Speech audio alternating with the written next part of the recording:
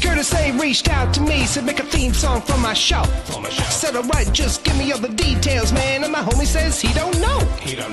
Well, if you're gonna pay me big bucks, cause I might should have something to say. He said, you know what I bring, I'm the customizing king, nothing else matters anyway. So is he gonna have guests? I don't know. Is he gonna go live? I don't know. What time will it be? What will you see? I'm pretty much in the dark, but I can guarantee you'll be customizing action figures, getting paint all on his fingers. It's art by Akerman. It's art by Akerman. Tips and tricks and conversation, sharing his gift with every nation. It's art by Akerman. Art by Akerman. You best get ready, cause now it's time for Art by Akerman.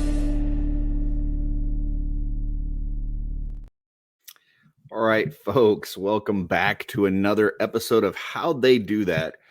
This is a series where I talk to different artists in the community about a certain custom that they've done or a certain style of customs that they do.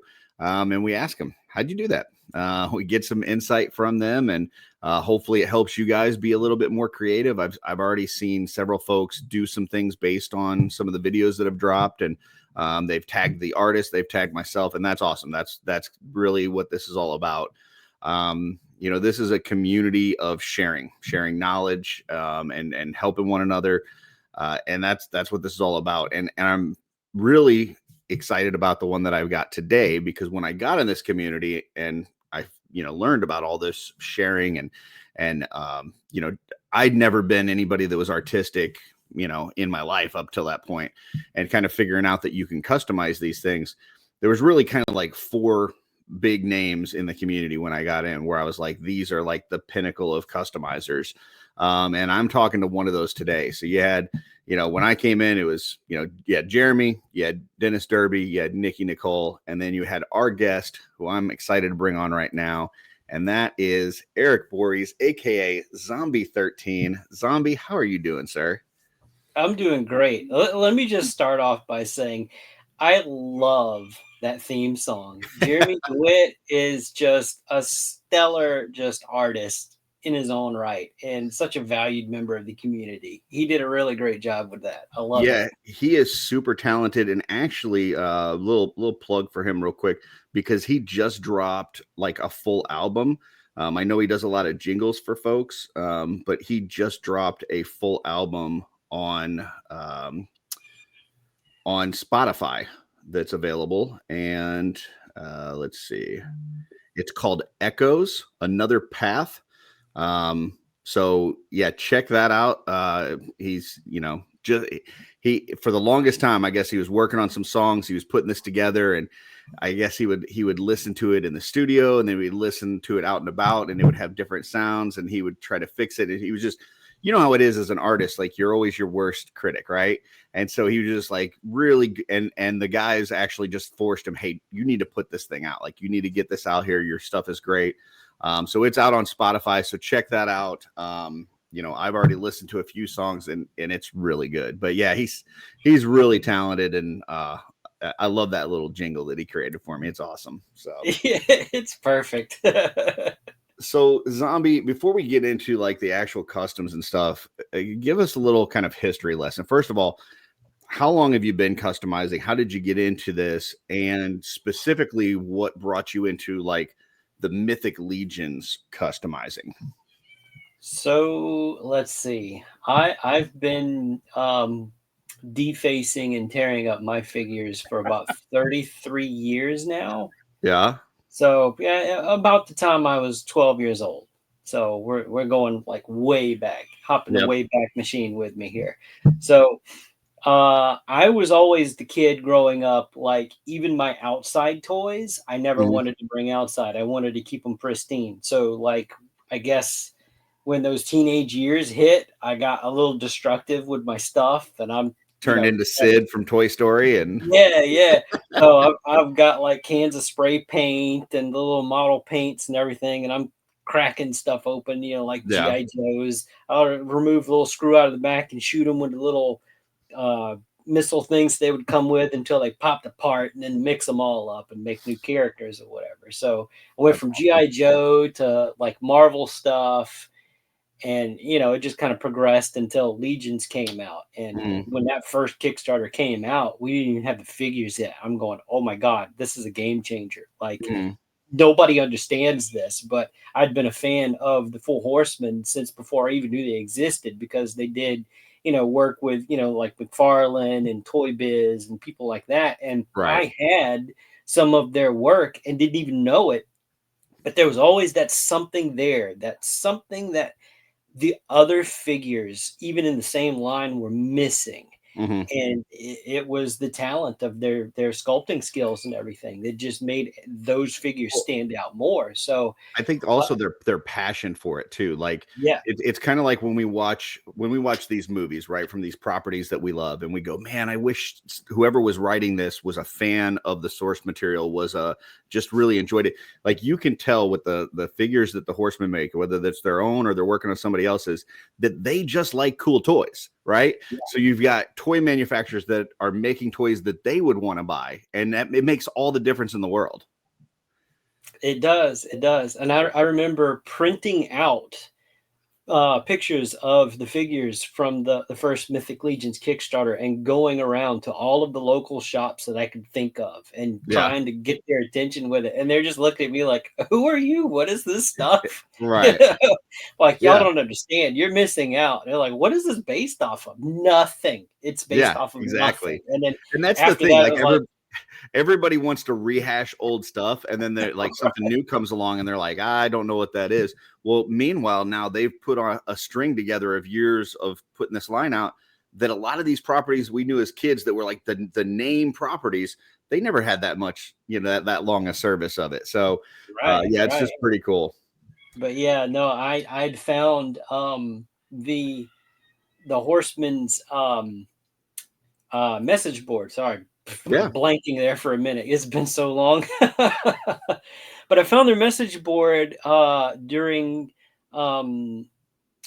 it was right before 2005, I think. And this was when they were doing the Fantastic exclusive stuff. Okay. And so they had already had voting for their character Zephyus from the Seventh Kingdom. And so I jumped on that and did all the voting that I could to get, help participate in making that figure become a reality.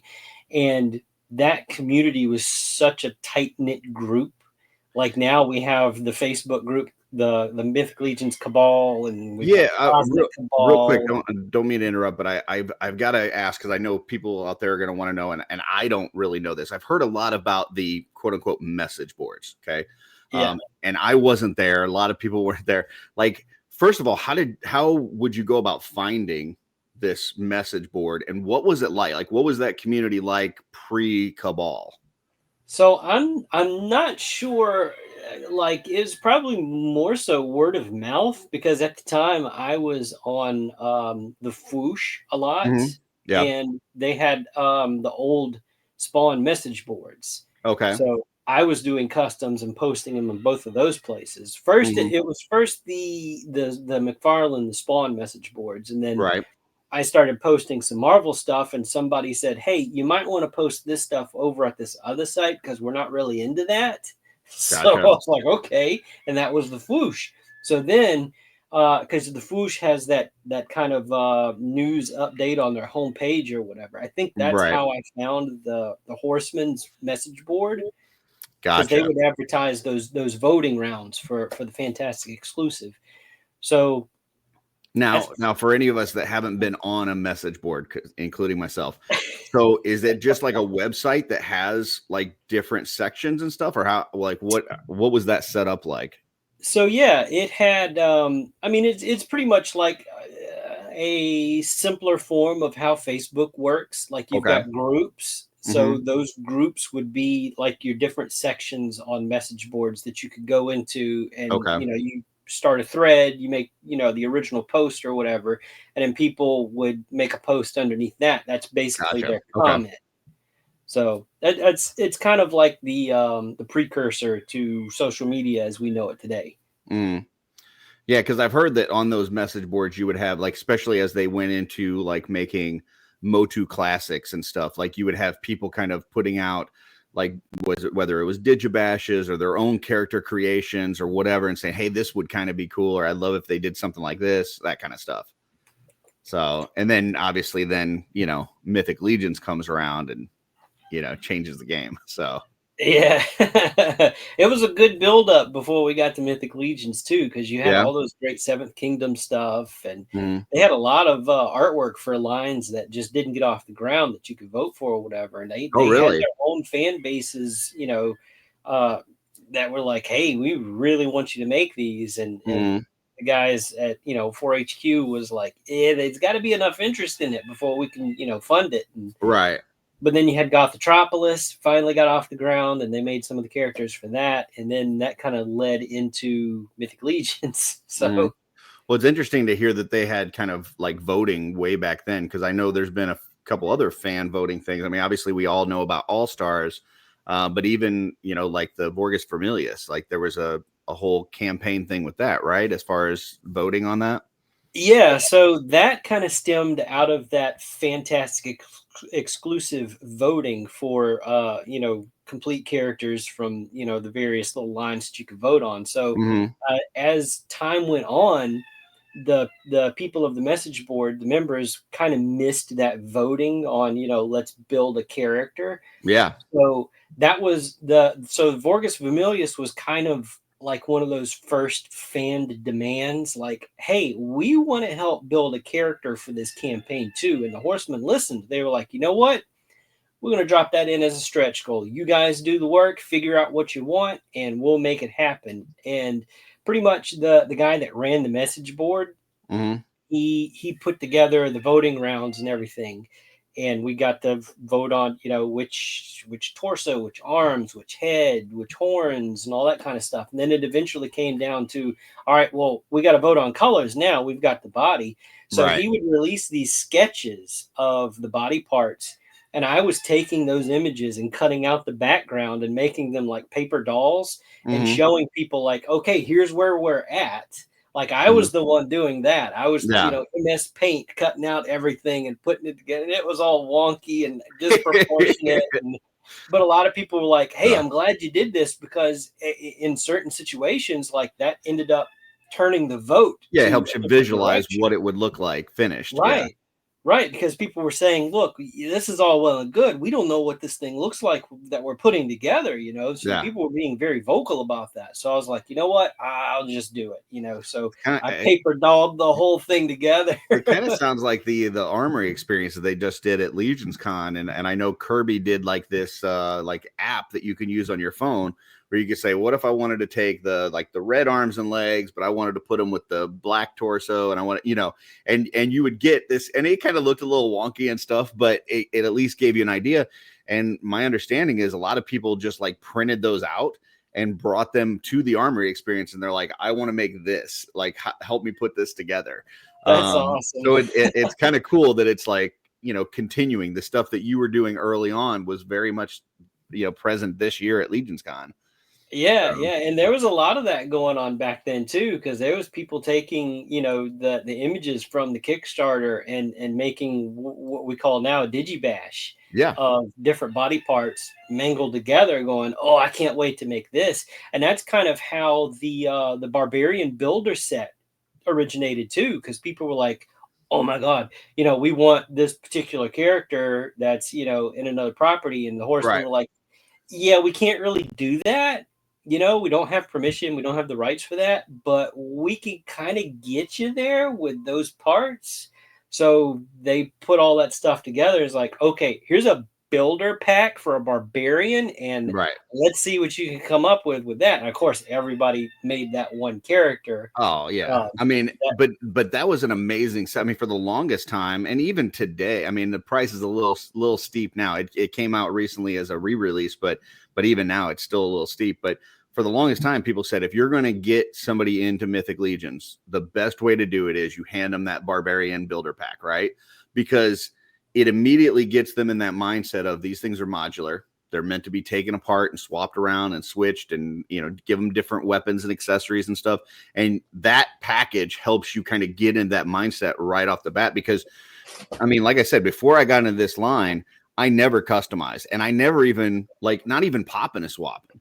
So like getting into this and seeing like, hey, these are meant to do this thing. And then seeing like what you were doing and Nikki and Dennis and then it was like, oh, wow. Like this is like a box full of art, right? It's a box full of, it's like Lego, right? It's like, it's not you don't pull it out and put it on your shelf and that's it. Like you pull it out and you go, okay, now the fun begins. Now what can I do? Right.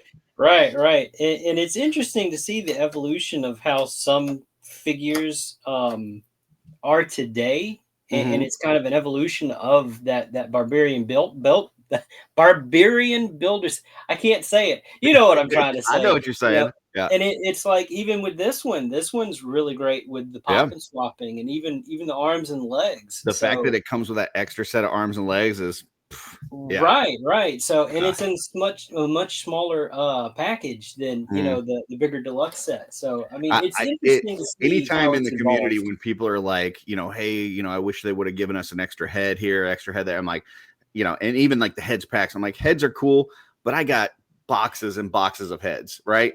Give me torsos, give me pelvises, give me some extra arms and legs. Like that's what as a customizer, those are the parts that I want.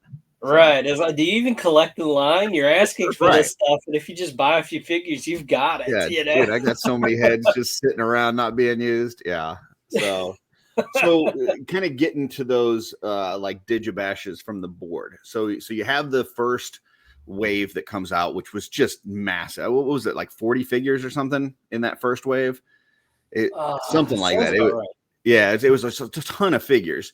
And then people start saying, okay, with these parts, with the library that they're starting with, we'd like to see X or Y or whatever, like mix these together and whatever. And you started seeing those things on the board, which I wasn't here for, but I've seen some of the pictures, and we're going to talk about a lot of them today, because you have taken some of that stuff from those old boards and then brought it to life and made customs out of it. And I was talking to you before we started recording. The first time that I actually saw you, like I'd seen your work in the Cabal and stuff, but the first time I actually saw you on screen, you were on one of Jeremy's shows, and you just had boxes of projects behind you, right? Like that you were working on for people, customs that you had commissioned, that they had commissioned you to do. And you guys were even talking about some of the stuff from the old boards. And as I'm going through the pictures, because somebody made a post, like right after that interview, somebody made a post with a bunch of these ones from the old boards. And one of them I saw that immediately, and I made it the thumbnail for this, was this Fibular, the Dwarf Hunter, right? And I just thought this was just so freaking cool. Because you have this skeleton that's carrying around these skulls with beards hanging off of them. And, I like to give the dwarf fans a little shit anyways, because they're a small group, no pun intended, but they're very loud. And so, I was like, man, I'd love to have this in my collection. And so I had reached out to you knowing that you had these piles of things behind you. And I said, hey, I know you're busy, but, are you taking more commissions? You're like, and initially you said something to the effect of, I'm kind of backed up right now. I really can't take anything more at this moment. And you're like, but what did you have in mind? And I showed you this picture and you're like, yep, absolutely. I want to do that. And I thought it was interesting because I've, over the years, I've commissioned some projects from other artists, and it's typically like, hey, give me an idea of what you want. And then they go off and make it. And then that's it. But you basically came back and said, okay, I would love to do this. I wanted to do this one anyway, because I want to do these ones from the old board. I'm going to need X, Y, Z. Like you gave me a whole shopping list, right? Like these are the parts that I'm going to need in order to make this work. And I was like, absolutely, like done. And I went on a little scavenger hunt and found all the parts and sent them to you. And then, so this is kind of what came out of that. So on the right there, we've got the Digibash that was from the forum. And then on the left, we've got the actual figure, which I actually have with me. So let me embiggen myself real quick. And it's, to this day, it's still one of my favorite pieces in my collection. It has a place of honor right on top of my DTOPS here. But yeah, this thing is just super cool. So tell us a little bit, because we're going to show a lot of these that you went through and kind of took these digibashes and brought them to life. Tell us about kind of how that process works and why you wanted to do this in the first place. Okay, so yeah, there was a lot of that kind of digital bashing of different body parts and stuff. And one of the most, I guess, popular of the people doing it, and forgive me if I'm saying your name wrong. I haven't had the pleasure of actually speaking with you vocally. His name was Eric Borries. Mm-hmm. So again, if I'm butchering that last name, I'm sorry. There's so many Erics in the community, which is another reason why I go by Zombie. Yeah, There it is. So I figured if we can call somebody Corn Boy, we can call me Zombie. You know? Well, yeah, because we do have like 15 Erics in the community, so yeah, Zombie is much better. It's always confusing when you have them all on the show too. It's like Eric number 1, Eric number 2. So, but yeah, no, like I had saved these like immediately after he posted them, and there's a whole library of them. He did a bunch of them, and I'm like, yep, I'm gonna make that one day, and I'm gonna make that one day. So a few years go by, and it never really happened. There was a point where I just couldn't get my hands on the parts that I needed to make them a reality. So when they just kind of sat in my folder here going, one day I'll do it one day. So when you reached out to me and like, hey, I saw these and would you be interested in making this for me? I couldn't say no. I was like, that's yes. Yeah. You know? So, and you kickstarted the whole project because I did a bunch of them. Well, it like I said, it just was one that when I saw it, I was like, man, I'd love to have this in my collection. And I was like, I don't even know if it's possible. Like, at the time, like this is very early on in my experience in the Cabal, and I had barely done any kind of like just painting some dots and some lines and stuff. So I hadn't done much. So as far as like slicing and dicing things and sculpting and things, putting that kind of stuff, like I hadn't done any of that. And you're like, yeah, I need a couple heads with dwarf beards. I need a couple skulls. I need the helmet from like a Fury Clan orc. And I'm like, does that even come off? Like what, like, you know what I'm saying? Like there was some things on there where I was like, I didn't even know that those parts came apart, that you could take the face out of a, like an orc, Right. And so, yeah. And then, send it off to you and boom, there it was. So. Yeah. So that helmet actually, when you pull it off one of the orcs, you're left with that empty void. And there's like I don't know the technical term, but there's like a chunk of plastic that sits itself down so that the head and the helmet are keyed together to where there's no slippage or whatever. So, and it looks pretty creepy. You pull that face out of one of those orc ones, like the where the eyes are, because it's just like a flat section with just like it's one solid color. It's just really creepy looking. So you really have to cut down that skull a lot to get it to fit in. And which looks like maybe you've got a little picture here. Right. So that's kind of everything that you have to remove. Let me bump him up a little. That you have to really cut off of it to get it to fit in. And that itself just kind of looks creepy and odd, Absolutely.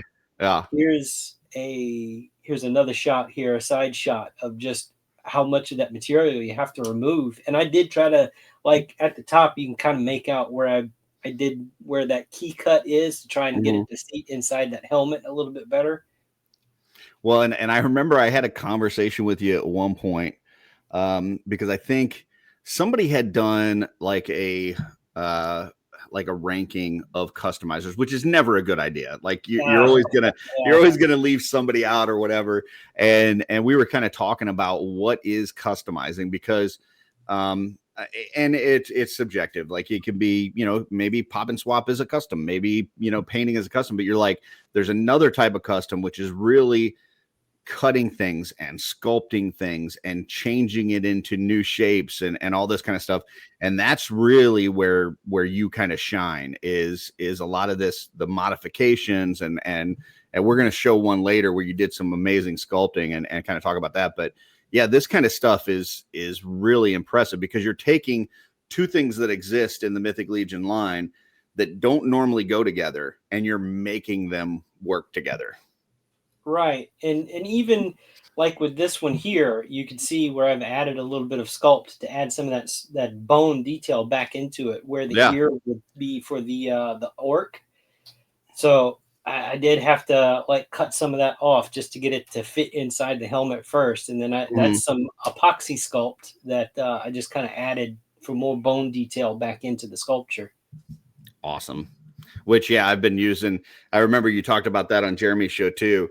I know a lot of people use, whether it's milliput or green stuff. Like I've been using epoxy sculpt my whole time customizing because you recommended it on that like first video that I saw. So yeah, and it's funny. I actually found that stuff in the back of a taxidermist magazine. So, oh yeah, yeah, that's awesome. That's awesome. I was looking for glass eyes for another project somebody had me working on years ago, and I'm going, where am I going to find glass eyes? This was pre-internet where you could find anything, and I picked up a taxidermist magazine. I'm going, there's got to be something in here, right? and it's, I mean, I've got a video up on my channel, but it's cool stuff because you mix the two parts together, you let it sit for like 5 minutes, and then you can kind of start working with it. And then once it fully dries, it's hard as a rock. I mean, you can Dremel it, you can sand it, whatever.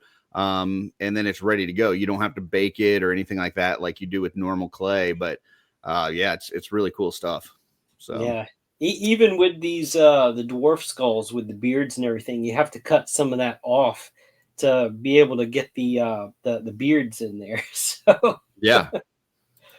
So we've got several pictures to go through. So some of these are not, they're mostly repaints, and then some of them are just very freaking elaborate. But so yeah, this one is the Goblin Commander.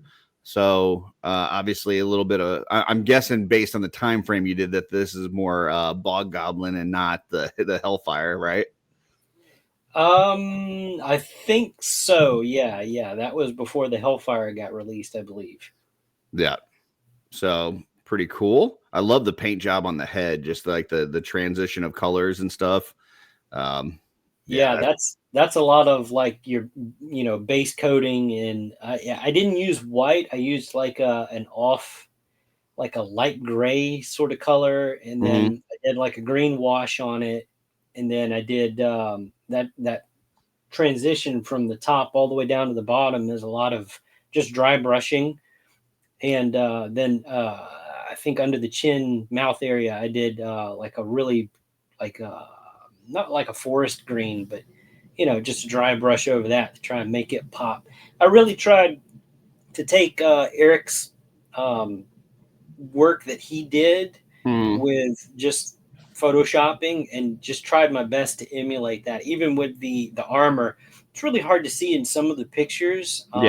I've been told a lot of times my pictures don't do any of the pieces justice once people actually get them in hand. I can confirm that 100%. Like just going back to this first one. I mean, the picture looks great, but in hand, like I said, this thing is, I would say top 3 pieces in my collection. Like this is, in fact, man, yeah, this might be number 1. Like it is so freaking good. And like you can't see it on here, but like the armor, that's not like on here. It almost looks like it's one solid color. It is not. Like there are 3, 4, 5 different colors throughout that armor that come out in person. So I'm guessing same kind of thing here, where it doesn't really show necessarily on camera, but you get it in person. It's like, wow, this thing is amazing. Yeah, I'm no Trevor Williams. I just use my cell phone to take these pictures. So. Same. Yeah, I'm a cell phone guy too. Right. I mean, and a lot of times I don't edit my pictures. Like I don't brighten them. I don't, so anything that you see, that's just the raw photo. Yeah. And I put some of the more tamer ones at the beginning, but folks, let me tell you, don't leave. I know this one's going to go a little longer than normal because Zombie's been doing this for a while and he's doing amazing things. I'm telling you, some of the better ones are coming. Like these, nothing wrong with this one, but there's some crazy crap coming down the way. So, but here we got the Gold Assassin, and is this before the Gold Knight came out that this Digibash was out there? Well, no, Or see the Gold Skeleton, I mean, sorry. The Gold Skeleton was actually part of that first Kickstarter. It's just he had the more copper kind of armor.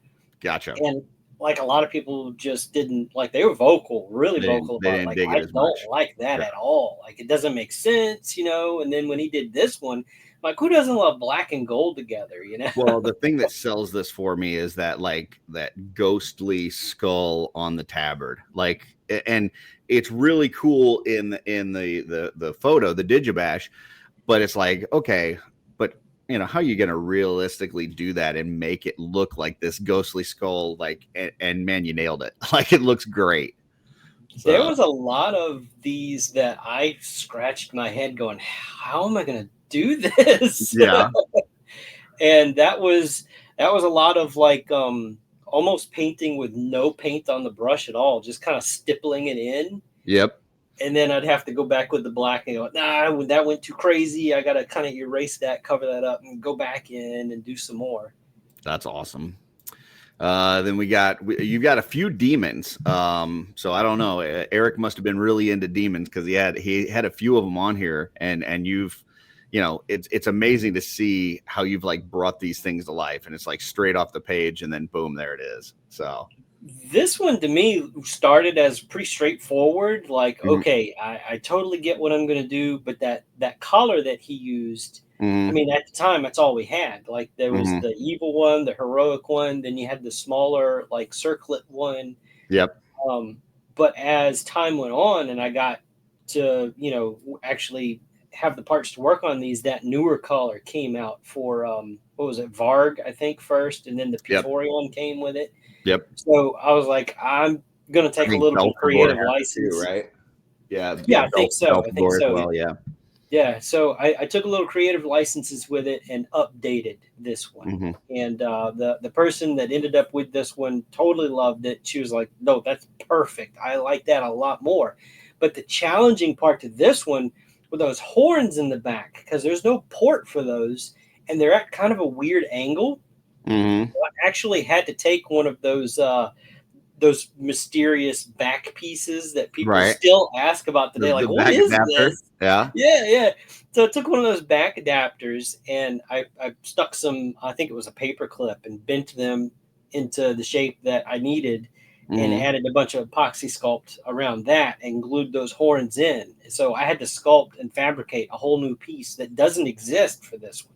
Gotcha. Yeah. See, I wouldn't have guessed that. Like if I were to try to recreate this, I would go, okay, how would I make this work? And I would be, okay, I need the horns to come out of the back. Well, what do the horns plug into? The horns plug into a head. And so I would have probably started with a head and cut it down to where I only had the holes, the ports, and then put that on with a back adapter, like morph those two together so that, and then plugged it in and kind of gone from there. But it's, you know, multiple ways to skin a cat. And I love that creative process. It's, you know, very similar. I was talking to Emil on one of these about, you know, like people who are commissioning him for stuff, and it's like, hey, I want to, you know, whatever, I'll throw out a random thing. I want a Robin tribute in you know, for Mythic Legions, and then it's like, okay, like you look at the source material and you go, okay, how do I make that fit in this world, and that problem solving that comes with it. Same kind of thing here. Like you look at this photo and you go, okay, this isn't a piece that exists. This isn't something that I can just make. So how do I create this? And then how you solve those problems. And throughout these, as we go through it, you're going to see some that it's like, man, how do you do that? And yeah, you found a way. The only thing I regret about this one is I didn't put the chains on the cloth loincloth there. Yep. In which I could have painted those on, because I'm pretty sure, as we'll see in a future one here coming up, that I did. So that's the one thing that I wish I would have put on this one. But I think this one was pretty early on in the ones that you were doing though too, right? Yeah, so he was part of like 3 that I did all at the same time. So I worked on all of the demons at the same time. Okay. I think I got another. Yeah, this is the next demon. Yeah. So Yeah. And funny enough, there's actually enough stock parts now that anybody that wants this one could. This is a pop and swap, but this is a total repaint of different parts that I had to put together to make this guy. Yeah, same. I did one.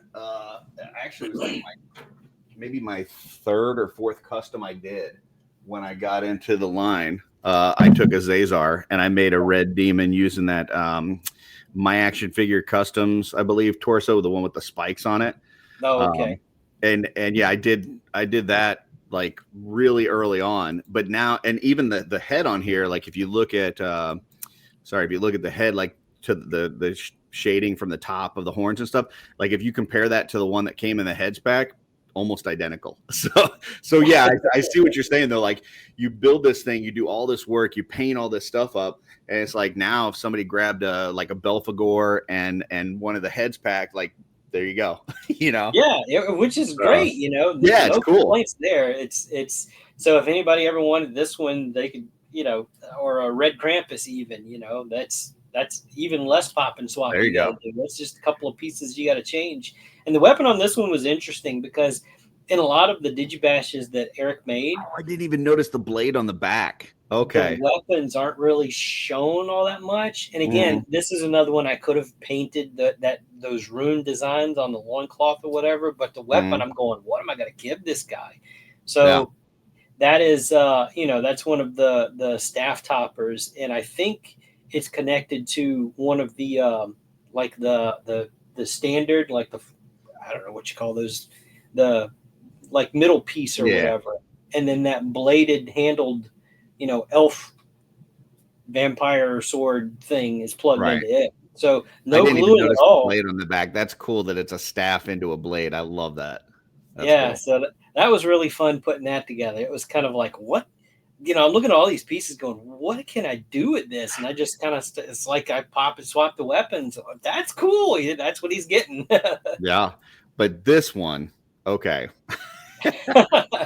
Now, this one blew me away. When I first saw this, I was like, holy crap, how did he do that? Like, it looks, this is one that, and you can say whatever you want about your pictures not doing it justice or whatever.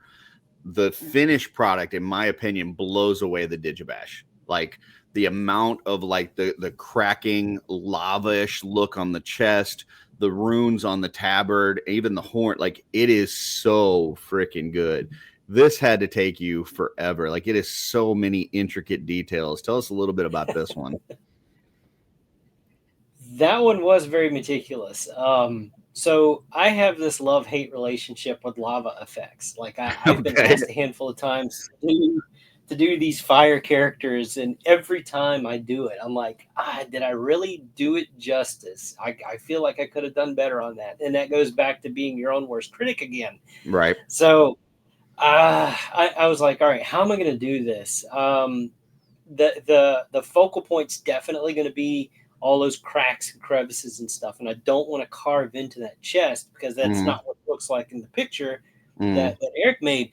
And so what I did was I went to, I had the Tamaya clears, and I've had these for a while. That's, so that's the red there. And I had a few of them. So, which some people may be familiar with. I know a lot of people have been using that on like to match the red jet that Joe Vassapolo did, where he did like a silver or some sort of metallic first, and then put that red over it because you can still see through it. So the metallic comes out, and then the red's over top, and it makes this like cherry kind of, cherry car, like Corvette look. Yeah, and that's exactly what I did here. What I typically do when I use any of those and I want that metallic effect to it is I start off with a base coat of kind of a medium gray. And then over that, I paint silver or a steel type of color, depending on how bright or dark I want the final outcome to be. So it was real messy at first, so it didn't matter like where any of the paint got. So I did that, and then on top of that, I did the Tamaya yellow, Mm-hmm. and then I outlined every single one in the red. So then I had to go back with the black color and do all those sharp lines to make it look like cracks Gotcha. and everything. So and none of it was masked. It's all freehand. And That's I did awesome. this the same technique for the tips of the horns too, to give Mhm. it kind of that transition of glowing hot down to, the I cool and love the black. gradient from like the dark red into kind of an orange up into the yellow. Like the gradient is so freaking good. So Yeah, and this one, so part of the reason why I have a love-hate relationship with doing like these hot type of effects on it is a lot of times that's kind of, the direction you want to go is the tips of stuff being like the hottest, and then further down you go would be cool, but actually it's kind of the opposite. If you look up, where they're forging metal and everything, yeah. the center is your hottest point, and as you get further out it starts to cool off first, so you get those darker colors. Mhm. So it's kind of almost reverse, but it still looks cool. So it's like, well, it's fantasy. It doesn't, have to Right. follow physics or anything. Yeah. For sure. And then I mean, the other thing we got to talk about are the like runes on the tabard, because Oh, I mean they are so crisp, and I could tell you, first of all, painting on a tabard is not necessarily the easiest because it's that softer material, doesn't necessarily want to take paint well, and then trying to get these very crisp tiny details in here, that had to be a nightmare. So yeah, tell us a so, little bit about that. so I have a couple of brushes that I use to get those tiny little, sharp, crisp details, and they're made by the Army Painter. Okay.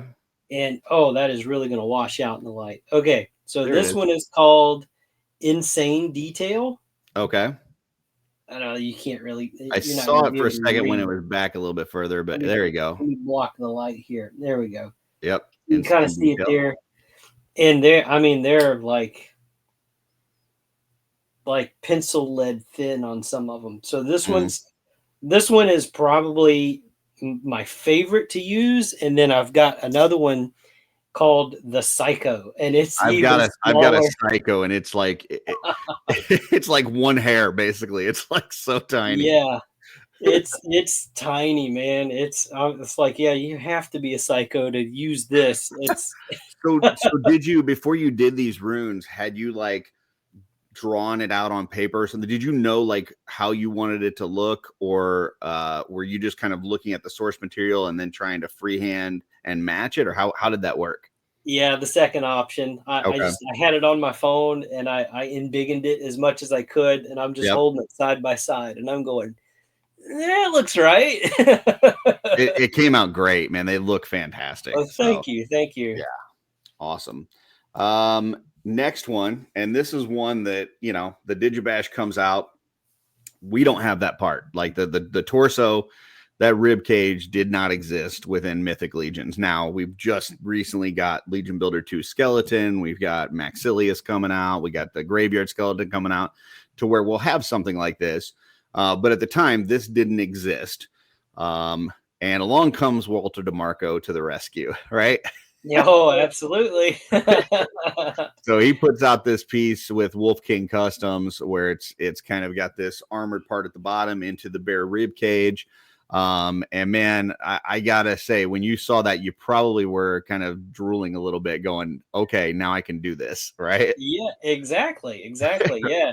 So while it wasn't exact to the source material at the time, Mhm. it's what we had, and Right. there weren't too many good looking ribcage sculpts out there. There was a few people that attempted it, but he had the best one out there. I mean, it's still a great piece. I love it. Oh, it's amazing. And I And love on a lot of these, we talked a little bit beforehand how not only did you kind of bring the characters to life from these digibashes, but then when you took your photos, a lot of times you would pose them in a similar fashion as the picture, so you can see a direct side by side comparison and go, wow, he really did it. Like he accomplished this and made it come to life. Yeah, and this one, in that torso, if you go to my Instagram or whatever, there's probably some shots in there where there's like some grizzly bits inside, Nice. and so it's like, I tried to turn the head and capture that and everything. And Lynn himself was like, I've never seen anybody paint this torso like this before. He was like blown away by it. And I'm like, well, That's awesome. thanks. Yeah, and another thing with this one, like we talked about, kind of the pictures not doing it justice, but I can tell that within the armor there's a lot of different color gradient and stuff within the armor. Even though, like, I'm sure it looks better in person than it does on here, but I can tell just from looking at it, especially like it's hard to see with the light on the pauldrons, but down by the boots you can kind of see some of that transition of color that I'm sure that exists throughout that armor. Yeah, and these projects really have made me think further outside of the box than I already do with what colors that I need to use to be able to pull these things off. Like I Mm-hmm. never would have used. I have a particular red wash that I use. It's called teak. Okay. For it's mostly like for flesh tones and stuff. Mm-hmm. That's what I used on top of this silver armor to get kind of that almost like caked on like old blood and rust kind of effect that you see in his digibash. Yeah, it definitely pulls off that look where it's like part of this looks like rust, part of this looks like just dry blood that he's just been slaughtering people, and he doesn't bother to clean his armor. So Yeah. and then here's the next one, another just fantastic job. And kind of freehand work on the details on that shield. So yeah, talk about this one. Yeah, this one. So again, a lot of like dribbling for the head to get it to fit in there and everything, and then the horns. I had to permanently attach those horns. There just wasn't enough meat on that head to hold it in. Yeah. And so those, yeah, like whoever has this, I hope you didn't like try to pull them out or whatever. But yeah, that shield, immediately knew that was probably going to be the like hardest part to do on this one, Yep. next to the loincloth area, because those were the armor from the like the evil type of waist armor set, but you had to slice everything and glue it all together to give it that distinctive look. But yeah, that shield is all freehand. Like it was like Yeah.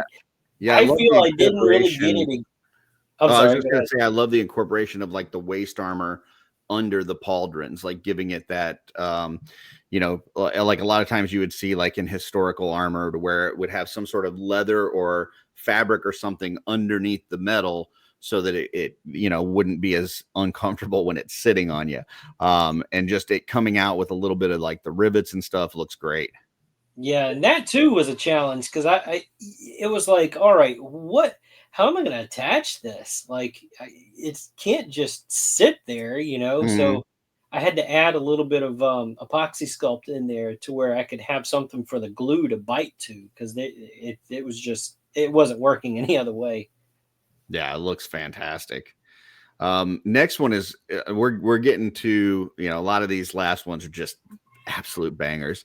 But this next one's one of my favorites because this is off of a drawing that somebody did. And and it just looks like if you saw like one of those movies where it's like an animated and a cartoon and then all of a sudden it comes into real life. That's what this is to me. It's like somebody drew this and then it was like, somebody waved a magic wand and said, here it is. Now it exists. Tell us a little bit about this one because I freaking love this. Yeah, so this is one of those that was not done by Eric Borries, and I am so sorry. I cannot remember the original artist name that did this sketch. If you're out there watching, please let me know, because Absolutely. I don't even think I properly credited when I posted this. But yeah, no, this was an interesting commission, because who asked me to make this one had seen the previous demons, and they said they wanted a demon but they didn't want one that was already made. Mm-hmm. and they vaguely remembered a white one. And when I showed them this picture, they were like, yes, that's it. That's the one. And so I sent them a shopping list like I did with you for yours, which I try to Awesome. offer anybody that comes to me to commission anything. It's like, hey, if you can supply me the parts, it'll make this go much faster. Yeah. And you get a little price break because you're Oh giving yeah, me the because you're parts. not having to search for and find the parts. Yeah. Right. So this one started out with Torion parts, and I'm Oh going, oh, wow. I gotta go from black to white. And anybody that's painted knows yellow's very difficult, white's White very is yeah. difficult, and if you're starting with a dark base, you're gonna catch hell with layers.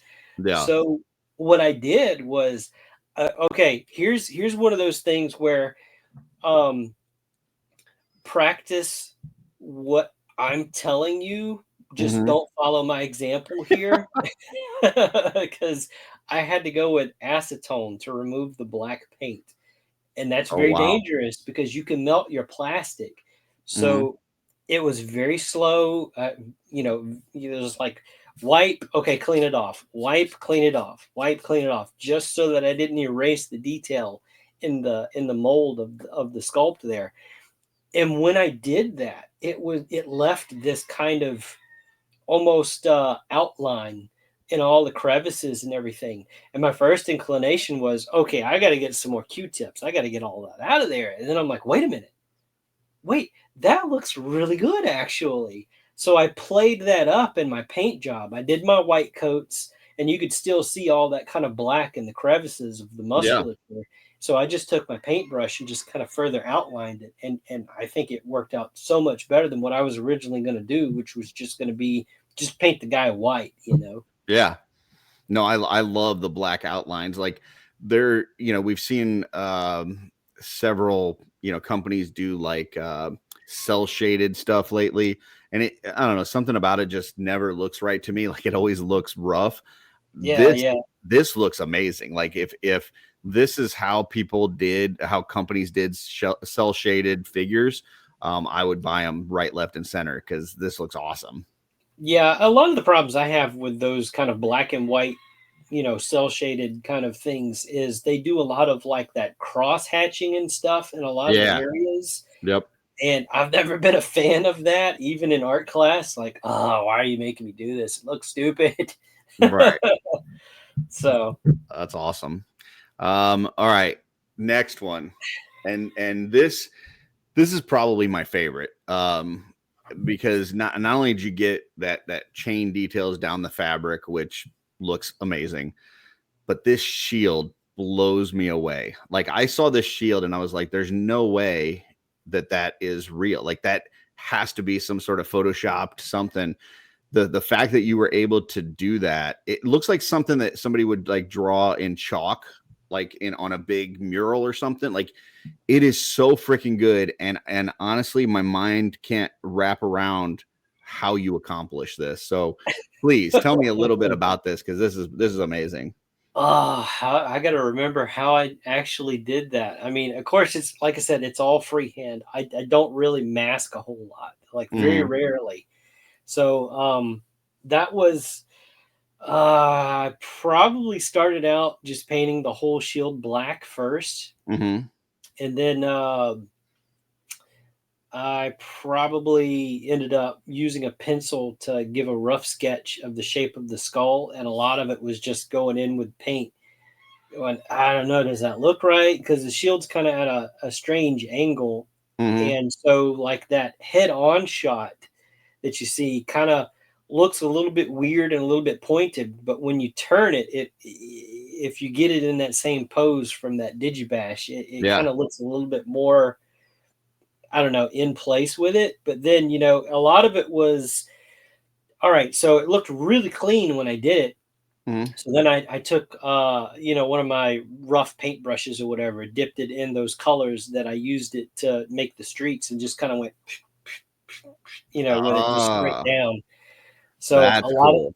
a lot of that is, like it's not dry brushing, and you don't really need a whole lot of paint on your brush to do it.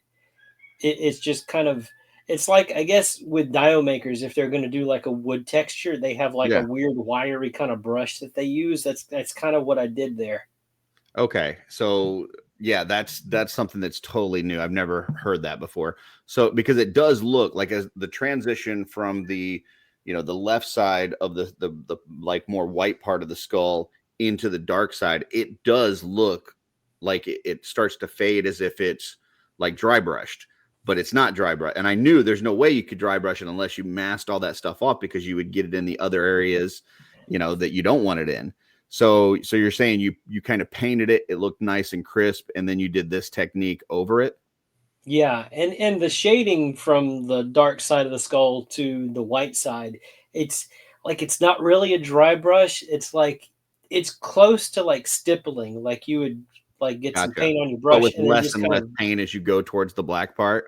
right, yeah. So you just kind of Gotcha. work your way out. And it's easier if you do the white first and then Mhm. use your black to do that shading into it. So Gotcha. Man, that's awesome. That came out fantastic. thank That you. may be the coolest thing. I mean, I've seen a lot of stuff in this community. That may be the coolest thing I've ever seen painted. So, That's a um, pretty big compliment. There's a yeah, lot of great stuff out there. that's just blows me away. So this next one, I want to show kind of the transition here. So you wanted to create. Let me actually go to the next picture here. So you had this digibash on the right, and that helmet piece did not exist. So you made this, and I listen. I know we were talking about this beforehand, and you were actually kind of critiquing your own work. The whole own worst critic kind of thing. I'm amazed that you were able to get this level of detail into this, like those really crisp lines on the armor, and even like that like skull piece on the front, and then the fins, like everything looks so smooth that it looks like a factory piece. So yeah, tell me a little bit about this. Obviously you're using epoxy sculpt. I know that's your kind of go-to for sculpting, but how did you do this? So you'll notice up in the top left on the screen. Mm-hmm. Yeah, that way. That's kind of the first stage of it. And what I Mm-hmm. did was I took a Mythic Legion skull and wrapped it in aluminum foil. Okay.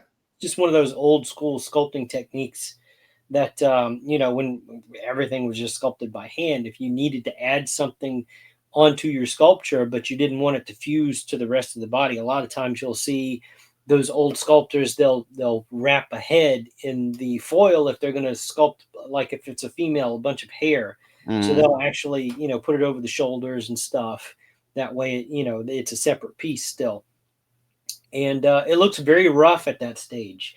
This Mm-hmm. is where Yeah, to see it go from what we see on the far left to what we see on the far right, mind blowing. Okay. yeah, so there's many different techniques for this type of sculpting. You've got the type where you're adding. It's an additive technique where you're putting more on top of what you've already done, and then you've Right. got like a subtractive type of sculpting where you're carving into something you've already done. So I kind of implemented a little bit of both of that. That Mm-hmm. first picture at the top left, the next stage is kind of that next one down that you see, where I've taken, I've sanded it down. I've taken an X-Acto knife, hobby knife, and kind of carved in those shapes that I needed. And that's kind of how I end up getting those really sharp lines. Is I'll do like a rough sculpt, and then once it's cured, I'll take my X-Acto knife and just kind of scrape along the edges to Mm-hmm. where I can get that real sharp edge. Okay. So that's the part where you're actually removing it. And then what about the like all those details that you've got added here?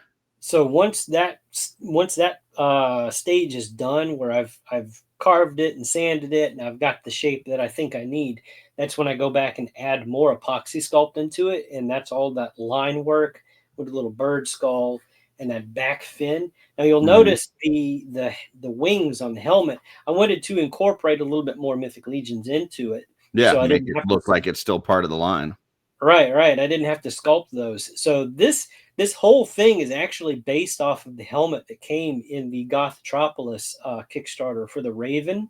Mm-hmm. They did a helmet and that sword set that they it was like an add-on later on, and Mm-hmm. of course those don't fit over the skulls of Mythic Legions because they're smaller. So Right. that kind of prompted this whole thing. Like, I've got no choice. I have to make this from scratch. So it's a lot of days into this. It's like this wasn't just a single sit down sculpt session. Like it took a couple of weeks to get Which this is thing made. interesting because that stuff, I mean, it dries and then it hardens. So you don't have really days to do it unless you're doing it in segments. So then Yeah, it's like, how do you decide? Okay, today, what parts am I going to get done? I know I'm not going to finish it all today. So what can I get done today before this dries? So that's right, really right. interesting. And I'm guessing that, like, so the details, did you put extra epoxy sculpt on there and then sculpt it, or did you sculpt it over the side and then kind of add it to the helmet? Once I got to that second stage there, it was Mm. added straight to that part of the sculpt, and you kind of have to think in layers when you do that. Uh-huh. It's you don't want to, like, if you've got like your base layer like in that picture, you don't Mhm. want to add your second layer and then the third layer on top of that second layer before it actually cures when you're working with something like epoxy sculpt, because you're going to smash all of that detail in the second layer, that And middle. see, I've never you're blowing my mind right now because I've never done it that way. Like I've always tried to get everything done in one session before it dries. So I'm like, it's like a race against the clock. So the fact that you're doing a section and then you letting that cure and then you go to work on the next section, you're not worried about destroying the first section because it's already dry, it's already cured, and so now you have the freedom to kind of work on the second section, at your own leisure. And if something doesn't work, you could always peel it off and start over. Um, yeah, that's a brilliant way to do it. And I never would have thought of that. I mean, it's simple when you think about it, but never would have thought of that. Yeah, at this point of the game, this is probably the third or fourth helmet type of removable thing that I've done for a Mythic Legions figure. So by this time, I had already hit my stride. I'm like, yeah, I know exactly how I'm going to tackle this. That's awesome. So then going to the next picture. So this is kind of the finished product.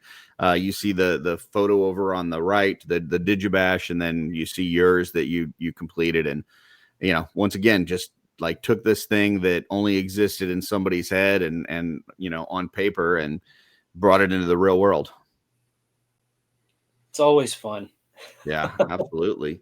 So that's all the ones that we have to show for like finished ones, but I know there's three more that we've kind of talked about that are from the old board that you still want to get done, that you're in the process of working on. Can you just real quickly on these before because I know you got some that maybe you want to show some in progress stuff, but as you looked at these, like what went into your mind as far as what's going to be tricky about these? So as you looked at each one, what did you go, that one's going to take a little bit of thought, or that's going to take a little bit of work, or whatever? Yeah, exactly. So one of these things is not like the other. Yeah. You've got the two here. Let's see. There we go. The two here, of course, have very recognizable heads. Mm-hmm. And at the time, for Otho, he was the only one that has that head, and even Correct. still today, they've never re-released his head. And Yeah. then for Atlas, he was the only one, so they didn't do the tribute figure for the PowerCon stuff yet. Okay. So I'm already going, how am I going to get these pieces? Because they were already pretty expensive even early on. Right. Yeah. And then the one at the end, those runes, all that work on them is intimidating as hell. So Yeah. I'm going, oh, that's going to be a lot of time spent trying to get that just right.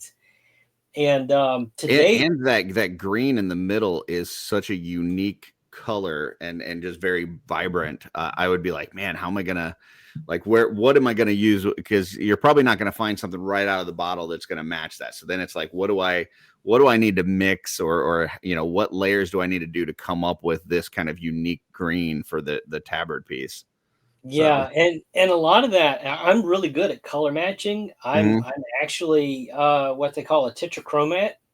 I can see colors differently than a large portion of the population. I see more color.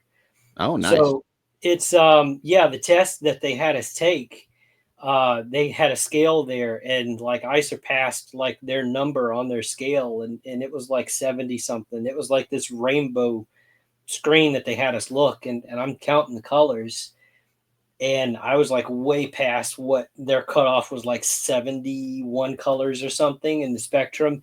And I said, well, what if I see more? And they're going, how many more do you see? I'm like, more than what the scale says. That's So awesome. I'm like, I see colors between the colors. They're going, no, you don't. I'm like, yeah, no, really, I do. So I custom mix a lot of stuff, and I'm still using the Testers brand. Um, Hold on one second. just the Model Masters, which is unfortunately out of production. They're not making them anymore. Okay. So I do a lot of my own custom color mixes. So yeah, with that one, it was like I try to get as close as I can with those colors that he used, Hmm. and sometimes I get kind of close, but we're working with the digital media, so Right. you know, but yeah, no, to date, those are the only three. I take that back. There's a fourth one, and I didn't send you that picture on purpose because it's Okay. Tibius. Okay. So the horseman already did what he did with his digibash. So I didn't with know that. That's interesting little fun fact. yeah, with Tibius, he was very plain and everything, and Eric added, that black tattered cloak to him and dirtied him up a little bit, and Hmm. and that's really the only change that he did with that digibash. So I don't have to do that one, Well, there you go. um, but I am working on those final three finally. And of course, as with all of those digibashes, I don't own a single one. Like Hmm. they've been commissioned, and some were given as gifts and everything. So I do have almost a finished. I think it was named That's Zunius, so cool. and I Yeah. did again all of the runes and all of Oh that my goodness. The Poxus logo is ridiculously cool. Like, that's so detailed. all by hand. That's Um, awesome. again with See, those see, even times. right here, like you can see, like compared to some of the pictures that we saw, like all of that detail in the armor, like Yeah, like so much of that like tarnishing, and like there's some almost like rainbow spectrum effects coming off of the middle of it that look great. right. It's almost like if you take a torch and heat metal, Yeah, yeah, it yeah, kind yeah. of Like has that. tempered. Yeah. Yeah, yeah. So yeah, so he's still a work in progress. He's almost done. I still got to do the soft goods, and I did do a head because in the picture that Eric made, there's no head. It's just kind of in shadow. Yeah, Yeah. there you go. So I did make one, but I'm gonna wait to reveal that until he's finished, and I'm fully capable of revealing that. Oh, nice. So, and then the next one that's close to being finished is if I forget what the name of it was or whatever. Let's So see. We got. Oh, hold on. Let me do this. There we go. Bamburu, the voodoo priest. there So, you go. yeah, So I did it. He's getting done. very nice. So it's I just got to I got to make the loincloth, and I'm probably going to end up painting that loincloth. It's going to be a cloth piece though, just Yeah, so I can get it to match the tabard torso there. very cool. But yeah, I've got that, and then of course that last one, I do have the parts to do him. Thanks Dragon Lord to John. thanks Yeah, to the this recent Legion's Con 2-pack set that they yeah. released The for that Cosmic head. Creator, right? Is that one the one that came with, or was it with the Um, Gaspar and Garwich? I can't remember. I think it was the Gaspar Garwich. Now that I think It about might it. have been Yeah. that one. Yeah, yeah. Yep. So they're all three on the table. So I hope to complete the set hopefully soon. Very nice. Well, I know this was a lot longer than most of these. Normally I tell folks, hey, I only need like 20, 30 minutes of your time, but there was no way today. You just had too much stuff. So I do appreciate your time. These are fantastic. And I just want to say, like, as somebody that's, now been in the community for, 4 or 5 years, just thanks to you and Dennis and Nikki and Jeremy, like all you guys that welcomed us folks in, that have never taken an art class, that have never done anything creative like our entire lives, that all of a sudden we're like, wow, like these guys are so encouraging and this is what this is meant for, and brought us into this hobby that is so rewarding. Like, just it's amazing. So I really appreciate just how open and welcome you guys. In my opinion, you guys are like the pillars of this community and what this community is all about. And I'm glad to see that kind of going on today. Like, people join the cabal, they come into the community and people welcome them with open arms. They go to a convention and you have people that just run up and hug you and you've never seen them before in your life. Like, it's just a really great place. And a lot of that is based off of the hard work that you guys put in early on. So I just really appreciate that. Oh, thank you, thank you. I mean, to me, it's yeah. Some people they like, no, I don't want to share that with you. I don't want Yeah. to, Yeah. but it's a complete different story. Especially within the Legions community as a whole. It's like Mhm. everybody's really open. We share, a lot of techniques and everything, and I still have people come to me for like paint recipes and everything, That's the and hardest thing. I I always have problems with that because I'm like you. I mix a lot of my colors, and it's like, how do you tell somebody like okay, here's what I used. Here's like the 5 different paints I used for this one color, but I can't tell you the ratios I mixed them. Like, Yeah, so I have difficulty with it because I still use a discontinued paint brand. yeah, that too. That maybe I make a haven't moved difference. on. So it's like I can share the recipe with you and we can Mhm. kind of get close to those colors. Yeah, Let me know what brand of paint you're using. Maybe we can go through and I can just kind of eyeball and kind of get you in the right direction or whatever. But as far as like recipes go, like I was one of the first people in the community where I started keeping track of, you know, what colors and what figures I used them on and everything. So that's cool. I shared that kind of information back in the beginning with with Nikki and I think Jeremy asked one time, how do you like get back to a color that you made? And we all know he just kind of throws colors together at this Yeah, point. It was like, yeah. yeah, just whatever. He does this thing where like he'll paint a head that's pretty close to the body, and then what he does is he takes that paint from the head and just kind of goes down Yeah. a little bit on the body with it too to kind of blend it in, which is a nice little quick technique if you're trying to do that. But yeah, it's hard for me when people reach out and they're like, hey man, I love the color match you did on this, how did you do it? And I can tell them, well, like, here's the several paints that I used, but I just mixed it until I got to where I wanted. So I can tell you which one I used more of and which one I used less of, but I can't tell you like 2 drops of this and 5 drops of that. Like, I don't know. Oh yeah. So See, and I keep up with that. I yeah. have like